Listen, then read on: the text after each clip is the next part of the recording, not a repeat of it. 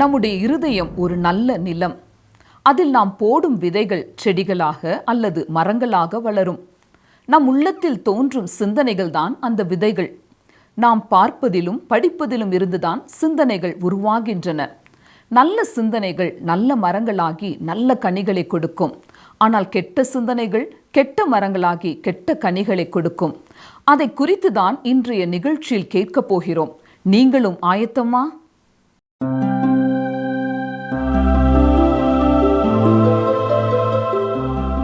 நேற்றும் இன்றும் என்றும் மாறாத சர்வ வல்லமையுள்ள பிதாவாகிய தேவனாலும் கர்த்தராகிய இயேசு கிறிஸ்துவினாலும் நமக்குள்ள ஐக்கியத்தை உண்டு பண்ண விரும்புகிற பரிசுத்த ஆவியானவராலும் உங்களுக்கு கிருபையும் சமாதானமும் உண்டாவதாக. இந்த நாட்களிலே நாம் யாக்கோபு நிருபத்தை கற்றுக்கொண்டிருக்கிறோம். இதுவரை நாம் கற்றுக்கொண்ட சத்தியங்களை சற்றே நினைவிற்கு கொண்டு வருவோமா? விசுவாசிகளின் வாழ்க்கையிலே வருகிற பாடுகளின் மத்தியிலே முறுமுறுக்காமல் பொறுமையோடு இருக்கும் பொழுது பரிசுத்த ஆவியானவரின் கனியான நீடிய பொறுமையை கற்றுக்கொள்ள முடியும். மேலும் சோதனையான வேதனையான நேரங்களை சகித்து கொள்வதனாலே தேவன் வாக்குத்தத்தம் பண்ணியிருக்கிற ஜீவ கிரீடத்தையும் நாம் பெற்றுக்கொள்ளப் போகிறோம். தேவன் பாவ சோதனையினாலே யாரையும் சோதிப்பதில்லை. அப்படி என்றால் பாவ சோதனை எப்படி வருகிறது? இதை குறித்து தான் இன்று நாம் கற்றுக்கொள்ள இருக்கிறோம். யாக்கோபு எழுதின பொதுவான நிருபம் 1 அதிகாரம் 14 வசனம் முதல் கற்றுக்கொள்ளப் போகிறோம். வாசிக்கிறேன். யாக்கோபு 1 அதிகாரம் 14 வசனம். அவனவன் தன் தன் சுய இச்சையினாலே இழுக்கப்பட்டு சிக்குண்டு சோதிக்கப்படுகிறான். நாம் இங்கே சரீரத்தின் பாவங்களை பற்றி பேசுகிறோம். தீமை செய்ய நீங்கள் இழுக்கப்படும் போது யார் பொறுப்பு? நீங்கள் தீய சோதனைக்கு அடிபணியும் பொழுது கடவுள் பொறுப்பல்ல, பிசாசு பொறுப்பல்ல, நீங்களே பொறுப்பு. முன்னொரு காலத்திலே ஆர்கன்சாஸ் மலையிலே ஒரு மனிதன் தொலைந்து போனான். அதாவது அவன் வழி தவறிவிட்டான். நெடுஞ்சாலை அடையாளங்கள் எதுவும் இல்லை. அவன் ஒரு சிறிய கிராமத்திற்குள்ளே வந்து அங்கே சில சிறுவர்கள் விளையாடுவதை கண்டான். அவர்களிலே ஒருவனிடத்திலே நான் எங்கே இருக்கிறேன் என்று கேட்டான். அந்த சிறுவன் ஒரு கணம் குழப்பத்துடன் அவனை பார்த்தான். கடைசியில் அவன் தன் விரலால் அந்த மனிதனை சுட்டி காட்டி நீங்கள் இங்கே தான் இருக்கிறீர்கள் என்று சொன்னான். இது வேடிக்கையாக தெரிந்தாலும் நமது வாழ்க்கையிலேயும் இது மிகவும் உண்மை. அருமையானவர்களே, இதை செய்ய என்னை யார் தூண்டியது என்று நீங்கள் கேட்கும் பொழுது கடவுள் நீதான், அது உன் சொந்த உடலில் இருந்துதான் வருகிறது, அங்கேதான் பிரச்சனை இருக்கிறது என்கிறார். ஒவ்வொரு மனிதனும் சோதிக்கப்படுகிறான். நம் ஒவ்வொருவருக்கும் வெவ்வேறு கைரேகை இருப்பது போல நம் ஒவ்வொருவருக்கும் வெவ்வேறு தார்மீக இயல்பு இருக்கிறது. நமக்குள் நம்முடைய சொந்த தனித்தன்மைகள், நம்முடைய சொந்த விசித்திரங்கள் இருக்கின்றன. நம் அனைவருக்கும் கொஞ்சம் கொஞ்சம் வித்தியாசம் இருக்கிறது. ஒருவர் இன்னொருவரிடம் பேசி கொண்டிருக்கும் பொழுது உங்களுக்கு தெரியும் எல்லாருக்கும் ஏதாவது ஒரு தனித்தன்மை இருக்கும் என்றார். நான் உங்களுடன் உடன்படவில்லை என்றார் மற்றவர். எனக்கு ஒரு தனித்தன்மை இருப்பதாக நான் நினைக்கவில்லை. சரி, நான் உங்களிடம் ஒரு கேள்வி கேட்கிறேன். நீங்கள் உங்கள் வலது கையால் காப்பியை கலக்குகிறீர்களா அல்லது இடது கையால் கலக்குகிறீர்களா? முதல் நபர் கேட்டார். நான் அதை என் வலது கையால் கலக்குகிறேன் என்றார். அதற்கு மற்றவர், சரி, அது உங்கள் தனித்தன்மை.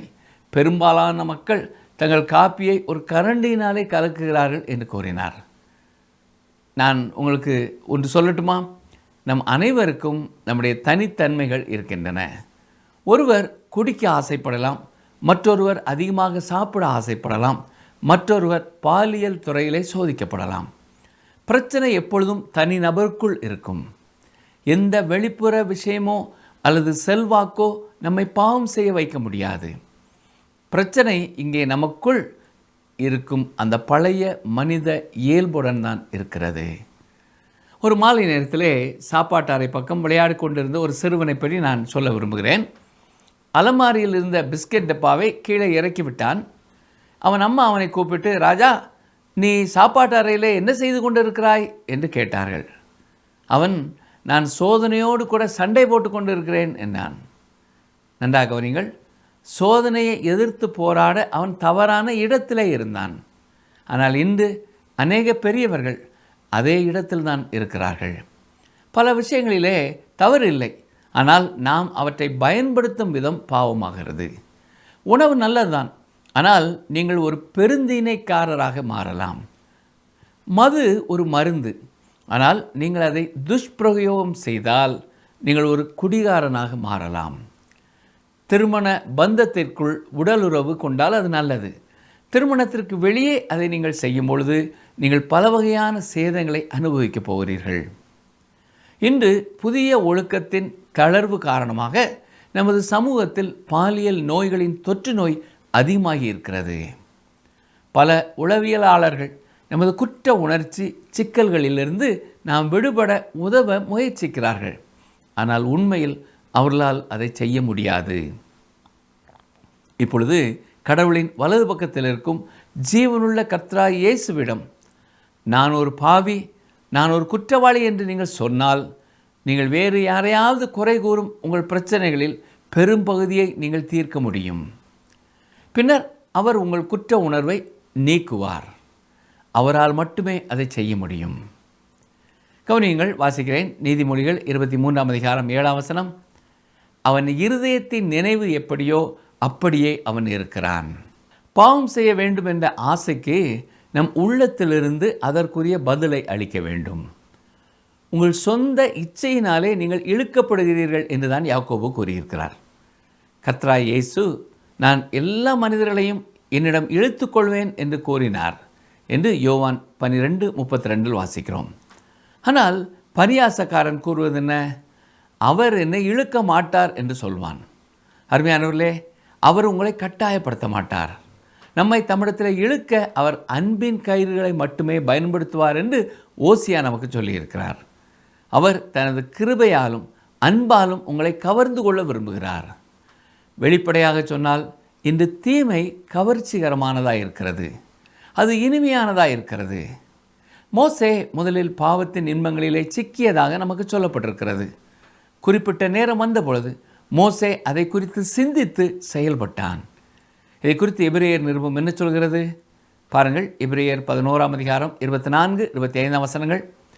விசுவாசத்தினாலே மோசே தான் பெரியவன் ஆனபோது பார்வோனுடைய குமாரத்தின் மகன் எனப்படுவதை வெறுத்து அநித்தியமான பாவ சந்தோஷங்களை அனுபவிப்பதை பார்க்கிலும் தேவனுடைய ஜனங்களோட துன்பத்தை அனுபவிப்பதே தெரிந்து கொண்டு. மனிதன் வசீகரிக்கப்படலாம், தூண்டில் அவனை இழுக்கலாம்.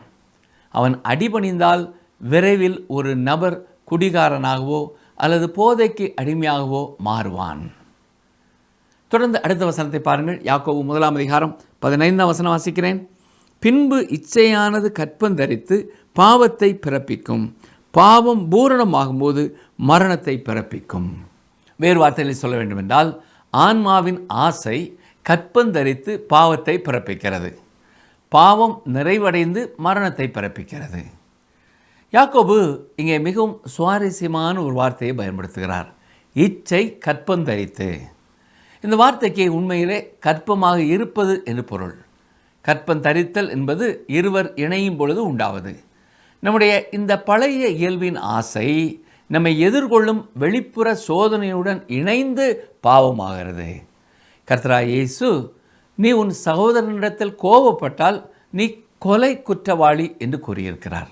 ஏனென்றால் அது இருதயத்தில் தொடங்கி செயலிலே இறங்குகிறது. மேலும் ஒரு பெண்ணை இச்சையுடன் பார்த்தால் நீ ஏற்கனவே அவளுடன் விபச்சாரம் செய்துவிட்டாய் என்றும் அவர் கூறினார். ஏனென்றால் அது உன் இருதயத்திலே தொடங்குகிறது. பாவம் எப்போதும் அங்குதான் தொடங்குகிறது. நம்முடைய இருதயத்தை குறித்து பரிசுத்த வேதம் சொல்லும் சில வேத வசனங்களை உங்களுக்கு நினைப்பூட்ட விரும்புகிறேன். எரேமியா 17ஆம் அதிகாரம் 9ஆம் வசனம் பாருங்கள். எல்லாவற்றை பார்க்கிலும் இருதயமே திருக்குள்ளதும் மகா கேடு உள்ளதுமாயிருக்கிறது, அதை அறியத்தக்கவன் யார்? மேலும் மார்க் 7ஆம் அதிகாரம் 20-21 வசனங்கள். மனுஷனுக்குள்ளே இருந்து புறப்படுகிறதே மனுஷனை தீட்டுப்படுத்தும். எப்படியெனில் மனுஷனுடைய இருதயத்திற்குள்ளே இருந்து பொல்லாத சிந்தனைகளும் விபசாரங்களும் வேசித்தனங்களும் கொலை பாதகங்களும் களவுகளும் பொருளாசைகளும் துஷ்டத்தனங்களும் கபடும் காம விகாரமும் வன்கண்ணும் தூஷணமும் பெருமையும் மதிகேடும் புறப்பட்டு வரும். பொல்லாங்கானவைகளாகிய இவைகளெல்லாம் உள்ளத்திலிருந்து புறப்பட்டு மனுஷனை தீட்டுப்படுத்தும் என்றார். இந்த கட்டத்திலே நம்முடைய உள்ளத்திலே ஒரு கேள்வி எழும்புகிறது. சோதனை பாவமா? நிச்சயமாக அது பாவம் அல்ல. நிச்சயமாக இல்லை. இதயத்திலே உள்ள எண்ணம் செயல்படுத்தப்படும் பொழுதுதான் கருத்தரித்தல் நிகழ்கிறது. அப்பொழுதுதான் அந்த சோதனை பாவமாக மாறுகிறது. மார்ட்டின் லூத்தர் இதை புதுமையான ஒரு முறையிலே கூறியிருக்கிறார். கவனியுங்கள், பறவைகள் உங்கள் தலைக்கு மேல் பறப்பதை நீங்கள் தடுக்க முடியாது. ஆனால் அவை உங்கள் தலை முடியிலே கூடு கட்டுவதை நீங்கள் தடுக்கலாம் என்று கூறியிருக்கிறார். பாவ எண்ணங்கள் மனதிலும் செயலிலும் முழுமை பெறுவது பாவம். நம் உள்ளத்திலும் வெளியேயும் சோதனை என்பது பாவம் அல்ல. ஆனால் உண்மை என்ன? நம் அனைவருக்கும் ஒரு தீய இயல்பு இருக்கிறது. அதை பற்றி நம்மை நாமே ஏமாற்றிக் கொள்வதிலே எந்த பயனும் இல்லை.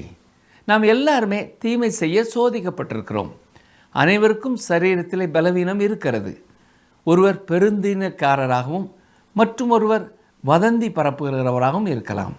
இரண்டு பாவங்களும் முற்றிலும் மாம்சத்தாலானவை. இரண்டும் உள்ளிலிருந்து வருகின்றன. இந்த உலகத்தின் அதிபதி வருகிறான், அவனுக்கு என்னிடத்தில் ஒன்றுமில்லை என்று சொல்லக்கூடியவர் கர்த்தராகிய இயேசு கிறிஸ்து மட்டுமே. மீண்டும் 15வது வசனத்தை பாருங்கள். யாக்கோபு 1:15. பின்பு இச்சையானது கற்பந்தரித்து பாவத்தை பிறப்பிக்கும், பாவம் பூரணமாகும்போது மரணத்தை பிறப்பிக்கும். ஒரு இறந்த பிறப்பு இருக்க முடியாது. இச்சை எதையாவது பிறப்பிக்கப் போகிறது. இருதயத்தில் உள்ள அந்த தீய எண்ணம் வெளிப்புற சோதனையுடன் இணைந்தால் ஒரு பிறப்பு உண்டாகிறது, ஒரு பாவ செயல் உண்டாகிறது, ஒரு பாவம் பிறக்கிறது. இன்று நாம் பாவத்தை நியாயப்படுத்துகிறோம். நமக்கு வரும் கெட்ட கோபங்களை நியாயப்படுத்துகிறோம். நாம் மற்றவர்களை குறித்து பேசும் தவறான வதந்திகளை நியாயப்படுத்துகிறோம். நாம் அநேக பாவங்களை கண்ணியமாக நியாயப்படுத்துகிறோம். மேலும் மோசமான ஒழுக்கக்கேட்டை கூட நியாயப்படுத்துகிறோம். ஆனால் பரிசுத்த வேதம் மிக தெளிவாக அவைகளை பாவம் என்று அழைக்கிறது. பாவம் பூரணமாகும்போது மரணத்தை பிறப்பிக்கிறது. வேதத்தில் 3 வகையான மரணங்கள் பேசப்படுகிறது. முதலாவதாக சரீர மரணம் உண்டு. அது ஒவ்வொரு மனிதனுக்கும் வருகிறது. நீங்கள் அதை உறுதியாக நம்பலாம். பின்னர் இரண்டாவதாக ஆன்மீக மரணம் உண்டு. அது தொலைந்து போன மனிதனின் ஒரு நிலை. இதைத்தான் அவன் அக்கிரமங்களினாலும் பாவங்களினாலும் மரித்திருந்த உங்களை என்று எபேசியர் 2:1 வாசிக்கிறோம். மூன்றாவதாக நித்திய மரணம் உண்டு. அது அவிசுவாசியாக மரிக்கும் மனிதனின் நிலை. இங்கே மரணம் என்ற வார்த்தையின் முதல் அர்த்தம் பிரிவு. எனவே ஒரு விசுவாசிக்கு பாவம் அவனது வாழ்க்கையிலே பிறக்கும் பொழுது, அதாவது அது ஒரு பாவ செயலாக மாறும் பொழுது, கடவுளுக்கும் அவனுக்கும் இருக்கும் அவர்களின் கூட்டுறவு உடைக்கப்படுகிறது, ஒரு பிரிவினை உண்டாக்குகிறது. இதைத்தான் அப்போஸ்தலராகிய யோவான் தனது முதல் நிருபத்திலே இவ்வாறு எழுதியிருக்கிறார். பாருங்கள், வாசிக்கிறேன். 1 யோவான் 1:6. நாம் அவரோடே ஐக்கியப்பட்டவர்கள் என்று சொல்லியும் இருளிலே நடக்கிறவர்களாய் இருந்தால் சத்தியத்தின்படி நடவாமல் பொய் சொல்லுகிறவர்களாய் இருப்போம். நீங்கள் அவருடன் ஐக்கியப்பட்டவர்களாய் இருந்து கொண்டு உங்கள் வாழ்க்கையிலே தொடர்ந்து நீங்கள் பாவத்திலும் நடக்க முடியாது. இன்றைய பெரிய பாவம் விபசாரம் என்று நான் நினைக்கிறேன். இது கிட்டத்தட்ட ஒவ்வொரு நபரும் எதிர்கொள்ளும் ஒன்று. அது புதிய ஒன்றல்ல. நமது சமுதாயத்திலே பாலினத்திற்கு அளிக்கப்படும் முக்கியத்துவம் மற்றும் இன்றைய உடைமுறை இந்திய வரலாற்றிலே இதுவரை நடந்ததை விட அதிகமாக விபச்சாரத்திற்கு வழிவகுத்து கொண்டிருக்கிறது என்று நான் நினைக்கிறேன். நிச்சயமாக விபச்சாரமும் மதுவின் இலவச பயன்பாடும் கடந்த காலத்தின் பெரிய நாடுகளை வீழ்த்தியுள்ளன. மது, பெண்கள் மற்றும் பாடல் உலகின் பெரிய நாடுகளை வீழ்த்தியிருக்கின்றன. ரோம சாம்ராஜ்யம் ஏதோ ஒரு வெளிப்புற வெற்றியாளரின் கைகளிலே விழவில்லை. ரோம சாம்ராஜ்யம் உள்ளிருந்தே வீழ்ந்தது. ஏனென்றால் அது பாவத்தால் நிரம்பி இருந்தது. ஒரு அழகான இளைஞன் ஊழியர் ஒருவரிடத்தில் வந்து, ஐயா, நான் ஒரு அழகான பெண்ணை காதலித்தேன், அவள் என்னுடையவளாக வேண்டும் என்று நான் விரும்புகிறேன் என்று கூறினான். அதற்கு அவர், சரி, நீ அவளை உன்னை திருமணம் செய்து கொள்ள கேட்டாயா என்று கேட்டார். அதற்கு அவன், இல்லை, அவளுக்கு ஏற்கனவே திருமணம் ஆகியிருக்கிறது என்றான். அதற்கு ஊழியர், அப்படி என்றால் இப்பொழுதே நீ இந்த எண்ணத்தை விட்டு விடுவது நல்லது என்று கூறினார். ஆனால் அந்த இளைஞன் தொடர்ந்து, அவள் விவாகரத்து செய்துவிட்டு பின் நாங்கள் திருமணம் செய்து கொள்வது தவறா என்று கேட்டான். தொடர்ந்து ஊழியர் அவனிடத்திலே, நீ மிக மிக அதிகமாக சோதிக்கப்பட்டிருக்கிறாய், ஆனால் கடவுளின் பிள்ளையாக அத்தகைய பாவத்தால் உன்னால் ஒருபோதும் தப்பிக்க முடியாது என்று கூறி, மேலும் பல தம்பதிகள் அதை சமாளிக்க முடியும் என்று நினைத்து இப்படிப்பட்ட காரியங்களை செய்தும் ஒருபோதும் அவர்கள் மகிழ்ச்சியாக இல்லாததை பற்றியும் அவனுக்கு விளக்கமாக எடுத்து சொன்னார். இன்று மக்கள் பாவத்தில் வாழ முடியும் என்று நினைப்பது துயரமானது. இச்சை கற்பந்தரித்தால் அது பாவத்தை பிறப்பிக்கிறது. இச்சை உலகத்திற்கு கொண்டு வரக்கூடிய ஒரே வகையான குழந்தை பாவம்தான். பாவம் மரணத்தை பிறப்பிக்கும். நீங்கள் அவருடைய குழந்தையாக இருந்தால் பாவம் கடவுளுடனான ஐக்கியத்திலிருந்து உங்கள் வாழ்க்கையிலே பிரிவை ஏற்படுத்துகிறது. நீங்களே உங்கள் உள்ளத்தில் அதை குறித்து சரியான தீர்மானம் எடுக்காவிட்டால் அது உங்களுக்கு தான் ஆபத்து. அந்த ஊழியர் அந்த வாலிபனின் இருதயத்திலே கடவுள் பயத்தை வைக்க முயற்சித்த பிறகு அந்த இளைஞன் அவர் அலுவலகத்தை விட்டு வெளியேறிவிட்டான். அவன் ஒரு அற்புதமான கிறிஸ்தவன் தான். ஆனால் அவன் நிச்சயமாக சோதிக்கப்பட்டான். சில வாரங்களுக்கு பின் அவன் மீண்டும் வந்து, ஐயா, நாங்கள் எங்கள் முடிவை எடுத்து விட்டோம் என்று சொன்னான். அவர்கள் தவறு செய்து விட்டார்கள் என்று ஊழியர் பயந்தார். ஆனால் அவன் தொடர்ந்து ஊழியரிடத்திலே கூறியது இதுதான்: இந்த வாழ்க்கையிலே நாங்கள் ஒருபொழுதும் ஒன்றாக இணைக்கப்பட முடியாது என்பதை அறிந்து கொண்டோம். நான் தெளிவான தீர்மானம் செய்துவிட்டேன். ஆண்டவரே, நான் பரலோகத்தில் ஒரு நாள் உம்மோடு ஒன்றாயிருக்க வேண்டும் என்று தினமும் கேட்கிறேன் என்று கூறினான். அது மட்டுமல்ல, தான் தொடர்ந்து அங்கே இருந்தால் சோதனையில் விழுந்துவிடக்கூடாது என்பதற்காக தன் அலுவலகத்திலே பேசி வேறு ஊருக்கு மாறுதல் வாங்கி சென்று விட்டான். பிரியமானவர்களே, இப்படிப்பட்ட சோதனை இன்று மிக அதிகமாக இருக்கிறது. பல கிறிஸ்தவர்கள், ஓ, பிசாசு என்னை சோதித்தான் என்று கூறுகிறார்கள். அருமையானவர்களே, சோதனை உங்கள் தீய இயல்பின் ஆசையுடன் இணையும் வரை கருத்தரிக்க முடியாது. முக்கியமான ஒரு காரியம் என்னவென்றால், அது இணைந்தால் அது பாவத்தை தான் உருவாக்கும். பாவம் இறுதியில் மரணத்தை உருவாக்கும். நீங்கள் கடவுளின் குழந்தையாக இருந்தால் அது உடனடியாக அவருடனான உங்கள் ஐக்கியத்தை முறித்து போடுகிறது.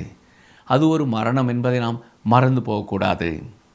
என்னை கவனித்து கொண்டிருக்கிற அருமையான சகோதரனை, சகோதரியே, இன்று உங்கள் வாழ்க்கையிலே நீங்கள் எப்படிப்பட்ட சோதனைகளை சந்திக்கிறீர்கள் என்பது எனக்கு தெரியாது.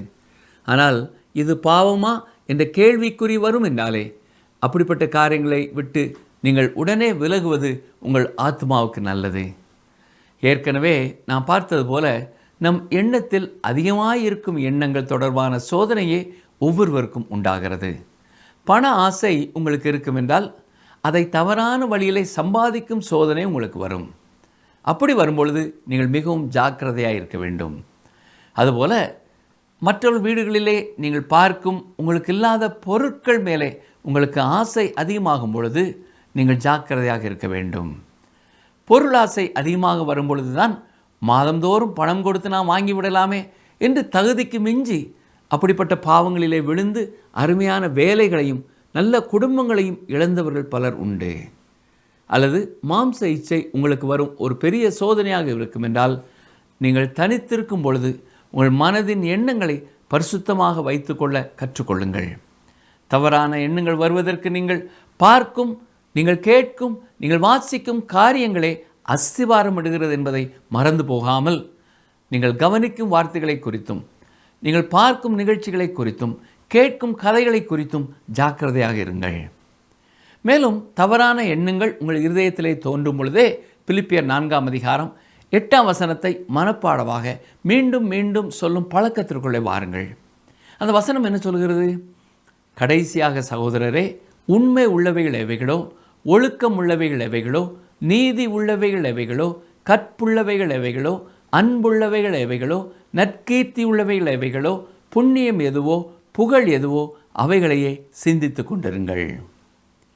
இந்த வசனத்தை சொல்வது மட்டுமல்ல, உங்கள் எண்ணங்களிலே வரும் சிந்தனைகளை இந்த வசனத்தின் ஒவ்வொரு சத்தியத்தோடும் ஒப்பிட்டு பாருங்கள். நீங்கள் நினைக்கும் காரியங்கள் உண்மை உள்ளதுதானா, ஒழுக்கம் உள்ளதானா, நீதி உள்ளதுதானா, கற்புள்ளவை தானா, அன்புள்ளவை தானா, நற்கீர்த்தி உள்ளவை தானா, புண்ணியமான காரியமா, உங்களுக்கும் கர்த்தருக்கும் புகழ் சேர்க்கும் காரியமா என்பதை எண்ணி பாருங்கள். அப்பொழுது நீங்கள் அந்த எண்ணத்தை உடனே தவிர்க்க அது உங்களுக்கு உதவி செய்ய முடியும். மேலும் பாவம் செய்யக்கூடிய சூழ்நிலைகளிலே நீங்கள் தனித்திருப்பதை திட்டவட்டமாக தவிர்க்க வேண்டும். இதை குறித்து ஜாக்கிரதையாக இருங்கள். இந்த காரணத்தினாலே தான் இளைஞனான தீமோத்தேயுவிற்கு ஒரு தெளிவான ஆலோசனை கொடுக்கிறார் பவுல். பாருங்கள், வாசிக்கிறேன். 2 தீமோத்தேயு 2:22. அன்றியும் பாலியத்துக்குரிய இச்சைகளுக்கு நீ விலகியோடி சுத்த இருதயத்தோடே கர்த்தரை தொழுது கொள்ளுதலுடனே நீதியையும் விசுவாசத்தையும் அன்பையும் சமாதானத்தையும் அடையும்படி நாடு. தவறான செயல்களை செய்ய உங்களுக்கு அனுமதி கொடுக்கும் எதிர்பாலானவர்கள் நட்பை தவிர்க்காமல் அப்படிப்பட்ட சோதனைகளை நீங்கள் ஜெயிக்க முடியாது. எல்லாவற்றிற்கும் மேலாக உங்கள் சொந்த பலத்தினாலே அல்ல, பரிசுத்த ஆவியானவரின் பலத்தினால் மட்டுமே நீங்கள் சோதனையை ஜெயிக்க முடியும் என்பதை புரிந்து கொள்ளுங்கள். வியாதிகளிலிருந்து விடுதலை கொடுக்கும் தேவன், பண தேவைகளை சந்திக்கும் தேவன், பாவங்களில் இருந்தும் உங்களை விடுதலை செய்கிறவர் என்பதை பூரணமாய் விசுவாசியுங்கள். விசுவாசம் இல்லாமல் தேவனுக்கு பிரியமாயிருப்பது கூடாத காரியம். சோதனை நேரங்களிலே கர்த்தரை நோக்கி ஜெபித்து அவரே உங்களை விடுவிக்கிறவர் என்ற விசுவாசத்தோடு அவருக்கு ஸ்தோத்திரம் செலுத்துங்கள். உங்கள் உள்ளத்தில் இருக்கும் தவறான எண்ணங்களை, அந்த ஆசைகளை ஈர்க்கும் காரியங்கள் வெளிப்புறத்திலிருந்து வரும் பொழுது உங்கள் உள்ளத்திலே பரிசுத்த ஆவியானவர் நினைவுபடுத்தும் சத்தியங்களையும் வேத வசனங்களையும் உறுதியாய் பற்றி கொள்ளுங்கள். யோசேப்பு வேறு வழியில்லாமல் அடிமையாக அந்த வீட்டிலே இருந்தபடியினாலே அவன் நித்தம் சோதிக்கப்பட்டான். என்றாலும் அவன் விழுந்து போகாமல் இருந்ததற்கு காரணம் அவன் உள்ளத்தில் இருந்த திட்டவட்டமான ஒரு தீர்மானமான எண்ணம். அது என்ன? பாருங்கள், வாசிக்கிறேன். ஆதியாகமம் 39:9. நான் இத்தனை பெரிய பொல்லாங்குக்கு உடன்பட்டு தேவனுக்கு விரோதமாய் பாவம் செய்வது எப்படி என்றான். இப்படிப்பட்ட திட்டவட்டமான தெளிவான உறுதியான தீர்மானம் உங்கள் உள்ளத்தில் இருக்கும் பொழுது மட்டுமே சோதனை எத்தனை அருகிலே வந்தாலும் நீங்கள் பாவம் செய்யாமல் உங்களை காக்க முடியும். உங்கள் வாழ்க்கையிலே அடிக்கடி உங்களுக்கு வரும் சோதனை எது என்பது உங்களுக்கு தெரியும். அது தொடர்பான வேத வசனங்களை நன்றாக மனப்பாடம் செய்து உங்கள் இருதயத்திலே ஆழமாய் பதித்து வைத்துக் கொள்ளுங்கள். கர்த்தருடைய வசனமும் பரிசுத்த ஆவியானவரின் வல்லமையும் மட்டுமே உங்களை சோதனை நேரங்களிலே காத்து கொள்ள முடியும். எனவேதான் 119 சங்கீதம் 11 வசனத்திலே இவ்விதமாய் நமக்கு சொல்லப்பட்டிருக்கிறது. வாசிக்கிறேன். சங்கீதம் 119:11. நான் உமக்கு விரோதமாய் பாவம் செய்யாதபடிக்கு உமது வாக்கை என் இருதயத்தில் வைத்தேன். சற்று முன் நான் கூறிய அந்த வாலிபனைப் போல உங்கள் ஆவிக்குரிய வாழ்க்கையிலே வரும் சோதனைகளை குறித்தும் நீங்கள் பேசும் அளவிலே ஒரு விசுவாச நண்பரை உங்களுக்கு வைத்துக் கொள்ளுங்கள். உங்கள் வாழ்க்கை குறித்த கரிசனை உள்ளவர்களாக அவர்கள் கொடுக்கும் ஆலோசனைகளை மதித்து நீங்கள் கர்த்தருக்கு கீழ்ப்படியும் பொழுது உங்கள் சோதனைகளை ஜெயிக்க ஒவ்வொரு நாளும் அவரே உங்களுக்கு பலன் தருகிறவராய் இருக்கிறார். ஜெபிப்போமா. எங்களை நேசிக்கிறீங்களா அன்பின் ஆண்டவரே, இன்றும் நாங்கள் கற்றுக்கொண்ட உம்முடைய வேத வசனங்களுக்காக நாங்கள் நன்றி செலுத்துகிறோம் ஐயா. இதை கேட்டுக்கொண்டிருக்கிற யார் யார் வாழ்க்கையில் இன்று அவர்கள் எப்படிப்பட்ட சோதனைகளின் வழியாய் கடந்து வருகிறார்கள் என்பதை கர்த்தர் அறிந்திருக்கிறீர். அது அவர்கள் உள்ளத்தின் எண்ணங்களாய் உருவாகும் பொழுதே அதை மேற்கொள்ளும் கிருபையையும் சரியான வேத வசனங்களையும் நீர் அவர்களுக்கு கொடுக்க வேண்டும் என்று கெஞ்சுகிறோம். இவ்வளவு தூரம் இந்த பாவத்தில் நான் வாழ்ந்து விட்டேனே, நீ எப்படி நான் வெளியேறுவது என்று வேதனையோடுமை நோக்கி பார்க்கும் ஒவ்வொருவருக்கும் நேரே ஒரு சரியான வழியை காட்ட வேண்டும் என்று கெஞ்சுகிறோம். வேத வசனங்களுக்கு இன்னும் அதிகமாய் அவர்கள் நேரம் கொடுத்து வசனமாகிய சம்மட்டியை கொண்டு ஒவ்வொரு சோதனையையும் அடித்து விரட்ட நீரே அவர்களுக்கு கிருபை செய்யும். என்னோடு ஜெபிக்கிற ஒவ்வொருவருடைய வாழ்க்கையிலையும் நீரே அவர்களை வெற்றி வாழ்க்கை கொடுக்கிறவராய் இருக்கிறீர் என்பதை அவர்கள் விசுவாசித்து சோதனை குறித்த பாரம் வரும் பொழுதெல்லாம் உமக்கு ஸ்தோத்திரம் செலுத்தவும் விசுவாசத்திலே பலப்படவும் பரிசுத்த ஆவியானவரின் வல்லமையினாலே திட்டவட்டமான தீர்மானங்களை எடுத்து விடுதலை பெற நீரே அவர்களுக்கு உதவி செய்ய வேண்டும் என்று எங்கள் அருமை நாதர் இயேசு கிறிஸ்துவின் வல்லமையுள்ள நாமத்தினாலே மனத்தாழ்மையோடு வேண்டிக் கொள்கிறோம் பிதாவே. ஆமேன். பிரியமானவர்களே, இந்த நாளின் நிகழ்ச்சியும் உங்களுக்கு ஆசீர்வாதமாக இருந்திருக்கும் என்று நம்புகிறோம். தொடர்ந்து கர்த்தருடைய வார்த்தைக்கு செவி கொடுங்கள், அவருடைய வார்த்தைக்கு கீழ்ப்படியுங்கள். கர்த்தருடைய கிருபை உங்களோடும் உங்கள் குடும்பத்தோடும் இன்றும் என்றும் தங்கி இருக்கட்டும். ஆமேன்.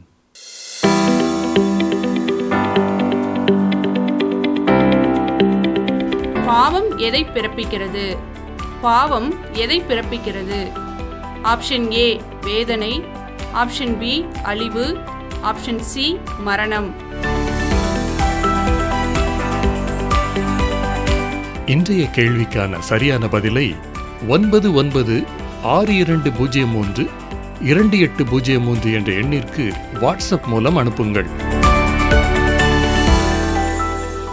பாவத்தை வெறுத்து பாவிகளை நேசிக்கும் தேவன் இன்றைய நாளிலே உங்களோடு கூட இடைப்பட்டிருப்பார் என்று நம்புகிறோம். பாவத்திற்கு தங்கமுலாம் பூசப்பட்டாலும் பாவம் பாவமே. அதை நாம் உணர்ந்து கொள்ள வேண்டும். பாவத்தின் சம்பளம் மரணம். அதை நாம் மறந்து போகக்கூடாது. எனவே பாவ சிந்தனைகள் நம்மில் உருவாகாதபடி நம்முடைய இருதயத்தை எப்பொழுதும் காத்துக்கொள்ள வேண்டும். பாவம் உருவாகும் இடம் அதுதானே. நாம் இருக்கும் ஐக்கியம், நாம் பார்க்கும் காரியங்கள் அல்லது நாம் கேட்கும் காரியங்கள் நம்மை தேவனுக்கு நேராக நடத்துகிறதா என்பதிலே நாம் கவனமாக இருப்போமா? இந்த நிகழ்ச்சி உங்களுக்கு பிடிச்சிருக்கா? அப்ப இப்பவே மிஸ்டர் கால் கொடுங்க. பரிசு வெல்றது நீங்களாவும் இருக்கலாம்.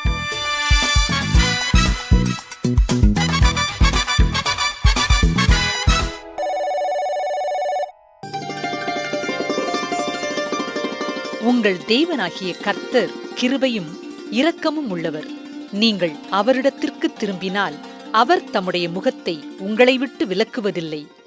2 நாளாகமம் 30:9 பின்பாகம்.